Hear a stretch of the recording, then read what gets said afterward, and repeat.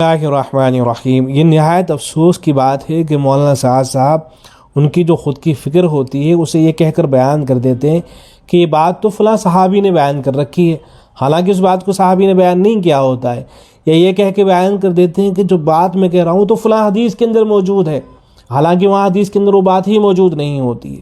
یہ نہایت افسوس کی بات ہے۔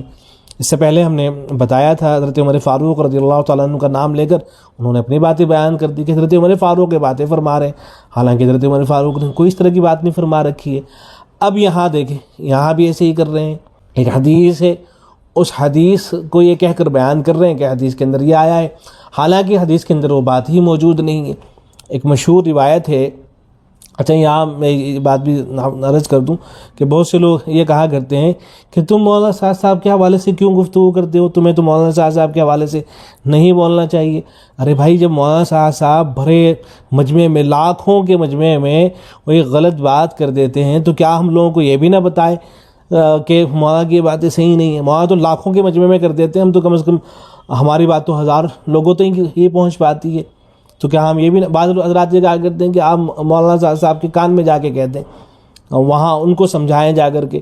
ارے بھائی، جب مولانا بھرے مجمع کے اندر یہ بات کہہ کے چلے گئے ہیں، اب اس کی تردید بھرے مجمع کے اندر ہونی چاہیے تاکہ لوگوں کو یہ بات معلوم ہو کہ یہ بات غلط کہہ دی گئی ہے اور یہ غلط فکر ہے جو صحیح نہیں ہے۔ 1000 لوگوں کو معلوم ہوگی، یہی 1000 لوگ دوسروں کو جا کے بتائیں گے انشاءاللہ، اور پھر آہستہ آہستہ مولانا تک بھی بات پہنچ جائے گی۔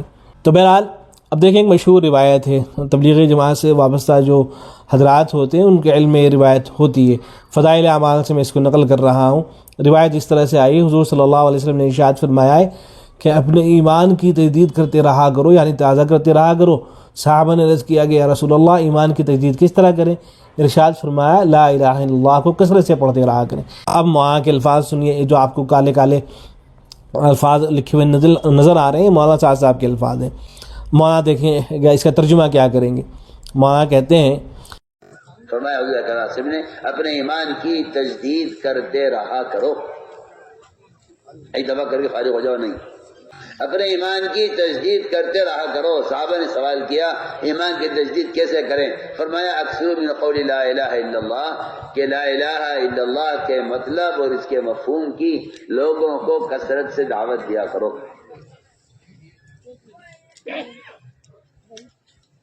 لوگ یہ سمجھے کہ اس کلمے کا ذکر کرنے سے ایمان کی تجدید ہو جائے گی۔ میں آپ سے صاف طور پر عرض کرتا ہوں، الحمدللہ دلائل کے ساتھ عرض کرتا ہوں کہ صرف تنہائی کے ذکر سے ایمان کی تجدید نہیں ہوتی۔ ان کو عربی الفاظ بھی یاد ہیں، اکثر من قول لا الہ الا اللہ، لیکن ترجمہ کیا کر رہے ہیں؟ ترجمہ کر رہے ہیں کہ لا الہ الا اللہ کے مطلب اور اس کے مفہوم کی لوگوں کو کثرت سے دعوت دیا کرو۔ ارے بھئی، یہ کن لفظوں کا آپ ترجمہ کر رہے ہیں؟ یہ تو حدیث کے اندر موجود نہیں ہے۔ حدیث کے الفاظ ہیں اکثر من قول لا الہ الا اللہ۔ شیخ زکریا رحمۃ اللہ علیہ نے ترجمہ کر رکھا ہے کہ لا الہ الا اللہ کو کثرت سے پڑھتے رہا کرو۔ آپ کسی سے بھی جا کے پوچھیں گے، کسی بھی عالم دین کے بعد جب آپ جائیں گے اس سے کہیں گے کہ اس کا ترجمہ کر دو، تو یہی ترجمہ کرے گا وہ۔ لیکن آپ کیا کہتے ہیں کہ لا الہ الا اللہ کے مطلب اور اس کے مفہوم کی لوگوں کو کثرت سے دعوت دیا کرو۔ یہ دعوت دینے کا مفہوم آپ نے کہاں سے کشید کر لیا ہے؟ یہ تو بالکل ایسے ہی ہو گیا ہے جیسے جو جماعت اسلامی کے حضرات ہوتے ہیں وہ یہ کہا کرتے ہیں کہ اصل تو اقتدار حاصل کرنا ہے، مسلمانوں کی حکومت ہونی چاہیے، مسلمانوں کی حکومت نہیں ہوگی تو پھر آپ دوسرے کام خیر کے جتنے بھی کرتے رہیں، کیا فائدہ ہے؟ آپ نماز پڑھیں، فائدہ نہیں ہے۔ اصل تو فائدہ اس وقت ہوگا جب کہ آپ کے پاس میں اقتدار حاصل ہوگا۔ اور پھر وہ اس کا ترجمہ یہ کرنا شروع کر دیں کہ اکثر من قول لا الہ الا اللہ، اس کا مطلب یہ ہوگا کہ لا الہ الا اللہ یعنی اقتدار اعلیٰ، یعنی حکومت کے ایک دوسروں کو دعوت دیا کرو۔ تو جیسے وہ غلط ہے ایسے یہ بھی غلط ہے، بالکل غلط مفہوم ہے۔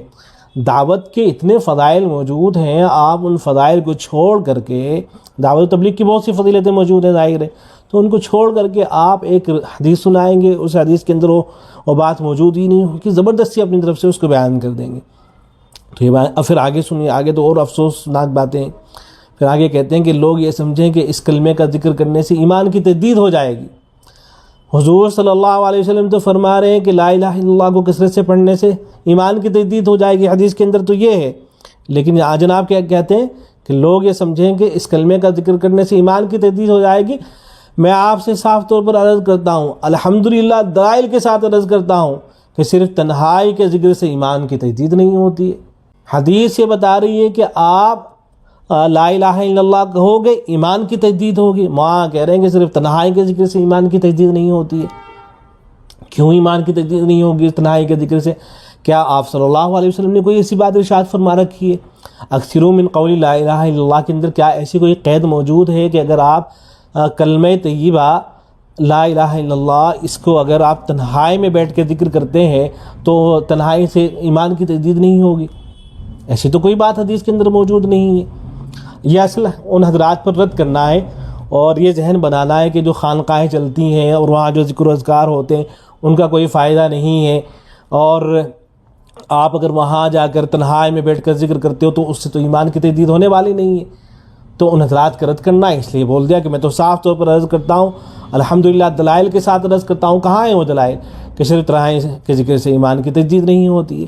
حالانکہ روایتیں بتاتی ہیں کہ تنہائی کا جو ذکر ہے اس سے صرف ایمان ہی کی تجدید نہیں ہوتی ہے بلکہ ایمان میں اضافہ بھی ہوتا ہے اور جنت میں جانے کا سبب ہے اللہ کا ذکر کرنا، چاہے آدمی تنہائی کے اندر کر رہا ہو، مسجد میں کر رہا ہو، خانقاہ میں کر رہا ہو، کہیں پر بھی کر رہا ہو۔ فضائل اعمال میں اگر فضائل ذکر کو صرف پڑھ لیا جائے تو وہاں جتنی بھی روایتیں ذکر کی گئی ہیں نا وہ تمام روایتیں مولانا صاحب کی فکر کی تردید کرتی نظر آئیں گی۔ دیکھیں آپ روایتیں دیکھیں، سب سے پہلے تو اسی روایت کو دیکھ لیں، اکثروا من قول لا الہ الا اللہ، اس میں کوئی اس طرح کی بات مذکور نہیں ہے۔ ایسے ایک روایت حضرت شیخ دگری رحمۃ اللہ علیہ نے ذکر فرما رکھی ہے کہ حضور اقدس صلی اللہ علیہ وسلم کا ارشاد ہے کہ بہت سے لوگ ایسے ہیں کہ دنیا میں نرم نرم بستروں پر اللہ تعالیٰ شانہ کا ذکر کرتے ہیں جس کی وجہ سے تعالیٰ شانہ جنت کے اعلیٰ درجوں میں ان کو پہنچا دیتا ہے۔ تو حضرت تو یہ فرما رہے ہیں حدیث کے حوالے سے کہ آدمی بستر کے اوپر اللہ کا اگر ذکر کر رہا ہے تو وہ ذکر اس کو جنت میں لے جانے والا بن جائے گا، اور یہ کہتے ہیں کہ تنہائی میں اگر ذکر کرو گے تو آپ کے ایمان کی تجدید ہی نہیں ہوگی۔ حضرت شیخ دکریہ رحمۃ اللہ علیہ اس حدیث پر تبصرہ کرتے ہوئے فرماتے ہیں کہ اللہ پاک کے مبارک ذکر کی یہ برکت ہے کہ راحت و آرام سے نرم بستروں پر بیٹھ کر بھی کیا جائے تب بھی رفع درجات کا سبب ہوتا ہے۔ نبی اکرم صلی اللہ علیہ وسلم کا ارشاد ہے کہ اگر تم ہر وقت ذکر میں مشغول رہو تو فرشتے تمہارے بستروں پر اور تمہارے راستوں میں تم سے مصافحہ کرنے لگے۔ ایسے ہی وہ مشہور روایت ہے کہ حضور صلی اللہ علیہ وسلم کا ارشاد ہے کہ 7 آدمی جن کو اللہ تعالیٰ اپنی رحمت کے سائے میں ایسے دن جگہ عطا فرمائے گا جس دن اس کے سائے کے سوا کوئی سایہ نہ ہوگا، تو اس میں بہت سے لوگ گنوائے گئے ہیں۔ آخر میں جو گنوائے گئے ہیں وہ ہیں 7 وہ شخص جو اللہ کا ذکر تنہائی میں کرے اور آنسو بہنے لگے۔ تنہائی میں ذکر کرنے والا، تنہائی میں ذکر کرنے والا، اس کے بارے میں صاف صراحت کے ساتھ روایت موجود ہے کہ اللہ تبارک و تعالیٰ کل اس کو اپنے سائے کے اندر اپنا سایہ اس کو جو ہے عطا فرمائیں گے، اور آپ یہ کہتے ہیں کہ اس سے تو ایمان کی تجدید ہی نہیں ہوتی۔ عجیب بات ہے۔ آگے سنیے مولانا صاحب اپنے اسی بیان کے اندر آگے کہتے ہیں کہ بلکہ صحابہ کا عمل یہ بتلا رہا کہ اجتماعی حلقہ مسجدوں میں قائم کرنا ایمان کی تجدید کے لیے، سنو کان کھول کے سب اچھی طرح، یہ مولانا کے الفاظ ہیں، اجتماعی حلقے مسجدوں میں قائم کرنا ایمان کی تجدید کے لیے اور ایک ایک فرد کو دعوت دے کر اسے اپنے ایمان کی تکمیل کے لیے مسجد میں لے کر آنا، یہ صحابہ کرام کی ایمان کی تجدید کا طریقہ تھا۔ پھر آگے کہتے ہیں کہ لیکن مجھے ضرورت نہ آپ کو ضرورت، ہم سمجھتے ہیں کہ ہم تو ہیں ایمان والے، ہم بہت بنیادی بات سب سے عرض کر رہے ہیں، ہم سارے عالم سے کہہ رہے ہیں، اور یہ ہمارا خیال نہیں ہے، قرآن و حدیث کی کھلی ہوئی حقیقت ہے۔ یہ مولانا کے الفاظ ہیں سب کے سب کہ امت کے عقائد کے بگڑنے اور اس کے ایمان کی کھوکھلا ہونے کا سبب یہ ہے کہ اس نے کوٹھیاں بنائیں، باغات بنائے، گھر بنائے، فیکٹریاں بنائیں، حکومتیں بنائیں، اس نے سب بنایا، اسے جس چیز کو بنانے کا حکم دیا گیا تھا اس نے یہ نہیں بنایا۔ یہ تو ٹھیک ہے، چلو یہ باتیں تو کی جا سکتی ہیں، اس لیے عقل سے ذرا سوچو اور متوجہ ہو اس طرح کے اس طرف کی حدیث میں قرآن میں ایمان کی تجدید کا جو حکم ہے اس کی عملی کی شکل کیا ہے۔ اب پوچھتے ہیں لوگوں سے مخاطب کر کے کہ بتاؤ اس کی عملی شکل کیا ہے۔ یہ سوال ہم اس لیے قائم کر رہے ہیں تاکہ ہر شخص متوجہ ہو کر سمجھے کہ اس کے ایمان کی تجدید کا طریقہ کیا ہے۔ ایمان کی تجدید کا ایک طریقہ ہے صرف، اب کہتے ہیں وہاں صاحب کہ ایمان کی تجدید کا صرف ایک طریقہ ہے، صرف ایک طریقہ ہے۔ میں حصر کے ساتھ کہہ رہا ہوں، حصر کا مطلب علماء سے سمجھ لیجئے گا، یعنی بس یہی ایک طریقہ ہے، دوسرا ہو ہی نہیں سکتا ہے۔ میں حصر کے ساتھ کہہ رہا ہوں ایک طریقہ بس ایمان کی تجدید کا ہے، اپنے ایمان کو تازہ کرنے کا ایک طریقہ ہے۔ کئی مرتبہ الفاظ میں دہرائے، وہ کیا طریقہ ہے؟ یہ ہے کہ مسجدوں میں حلقے قائم کیے جائیں اور ملاقاتوں کے ذریعے لوگوں کو دعوت دے کر ان کو ان کے کاروبار سے نکال کر، ان کو گناہوں کے اڈوں سے، شراب خانوں سے، ان کو ظلمتوں کے ماحول سے نکال کر ایمان سیکھنے کے عنوان پر انہیں مسجد کے ماحول میں لایا جائے۔ دیکھیں اگر مولانا یہ کہتے ہیں کہ بھئی ایمان کی تجدید کا ایک طریقہ یہ بھی ہے، یا ایک اچھا طریقہ یہ بھی ہے کہ لوگ مسجدوں کے اندر آئیں اور پھر ایمان کا مذاکرہ ہو، لوگ گمراہیوں سے نکلیں اور ظلمتوں سے نکلیں، تاریکیوں سے نکلیں، شراب خانوں سے نکلیں، تو اچھی باتیں اور ان کا فائدہ بھی ہوتا ہے۔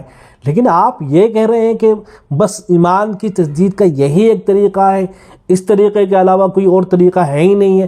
میں حصر کے ساتھ کہہ رہا ہوں بس ایک طریقہ ہے اپنے ایمان کو تازہ کرنے کا۔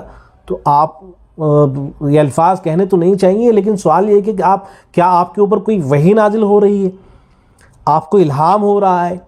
جب نبی اکرم صلی اللہ علیہ وسلم کوئی ایسا مخصوص طریقہ بتا کر نہیں گئے ہیں، تو آپ کسی ایک خاص طریقے کے بارے میں یہ کہاں سے کہہ رہے ہیں کہ بس یہی طریقہ ہے، اس طریقے کے علاوہ کوئی اور طریقہ نہیں ہو سکتا ہے؟ یہ میرے سامنے دارالعلوم دیوبند کا فتویٰ ہے، اور بھی فتاویٰ ہیں، اہل علم کی تحریریں دیکھ لیجئے گا، قرآن و سنت میں غور و فکر کر لیجئے گا، تو آپ کو بہت سے اس طرح کی باتیں مل جائیں گی، بہت سے اعمال اس طرح کے کہ جن سے ایمان میں اضافہ ہوتا ہے۔ ایمان میں ظاہر جب اضافہ ہو رہا ہے تو تجدید بھی ہو رہی ہے۔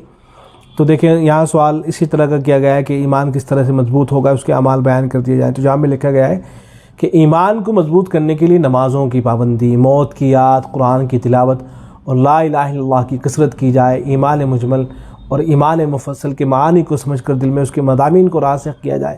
کوئی انکار کر سکتا ہے کہ ان چیزوں سے ایمان کی تجدید نہیں ہوگی یا ایمان میں زیادتی نہیں ہوگی؟ تو آپ کیسے تحدید کر دے رہے ہیں کہ نہیں بس ایک ہی طریقہ ہے، دوسرے طریقہ ہو ہی نہیں سکتے ہیں؟ یہ اہل علم نے اتنے سارے طریقے بیان کر رکھے ہیں۔ علماء و صلحاء کی مجالس میں حاضری دی جائے، انشاءاللہ ان اعمال سے ایمان کی کیفیت میں مضبوطی آئے گی۔ اس کے علاوہ اگر آدمی غافل ہو کر زندگی گزارے، نماز وغیرہ کی پابندی نہ کرے، قبر و حشر اور موت کو یاد نہ رکھے، دنیا ہی میں ہم وقت مشغول رہے، غلط آدمیوں کی صحبت اختیار کرے، موبائل اور دیگر لاہو لعب میں اپنے آپ کو مشغول رکھے وغیرہ، تو یہ ایسے امور ہیں کہ جن سے ایمان کمزور ہوتا چلا جاتا ہے۔ مسلمانوں کو ان امور سے اپنے آپ کو بچانا ضروری ہے۔ نماز وغیرہ کی پابندی کے ساتھ قرآن کی تلاوت کی کثرت اور موت کے یاد کی کثرت سے ایمان میں مضبوطی پیدا ہوتی ہے۔ ایک حدیث میں ہے کہ آپ صلی اللہ علیہ وسلم نے فرمایا کہ دلوں کو بھی زنگ لگ جاتا ہے، جیسا کہ لوہے کو پانی لگنے سے زنگ لگ جاتا ہے۔ پوچھا گیا کہ حضور صلی اللہ علیہ وسلم ان کی صفائی کی کیا صورت ہوگی؟ آپ صلی اللہ علیہ وسلم نے ارشاد فرمایا کہ موت کو اکثر یاد کرنا اور قرآن پاک کی تلاوت کرنا، رواہ البیہقی۔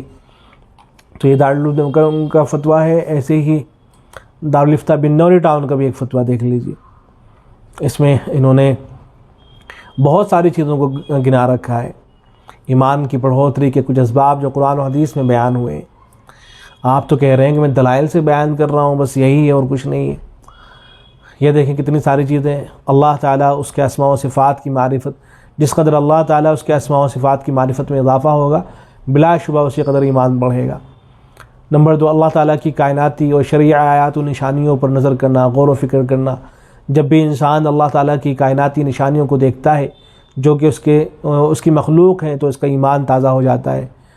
اللہ رب العزت کا ارشاد ہے وَفِي الْأَرْضِ آیَاتٌ لِّلْمُوقِنِينَ وَفِي أَنفُسِكُمْ أَفَلَا تُبْصِرُونَ، اور زمین میں یقین کرنے والوں کے لیے کئی نشانیاں ہیں اور تمہارے نفسوں میں بھی، کیا تم دیکھتے نہیں؟ کثرت طاعات نمبر 3 پر ہے، اور نمبر 4 پر قرآن مجید کی آیت تلاوت کرنا، ان میں غور و فکر کرنا، نمبر 5 پر ایمانیات کے تذکرے کرنا اور اللہ کی بڑائی کو بیان کرنا، اور پھر دلائل ذکر کر رکھیں۔ تو یہ بہت ساری چیزیں ہیں، مختلف طریقے ہو سکتے ہیں۔ کسی ایک خاص طریقے کو میں انحصار کر دینا اور یہ کہہ دینا کہ میں حصر کے ساتھ کہہ رہا ہوں، کوئی دوسرا طریقہ ہو ہی نہیں سکتا، یہ سب غلو پر مبنی باتیں ہیں۔ اللہ رب العزت عقل سلیم عطا کرے، ہدایت سے نوازے۔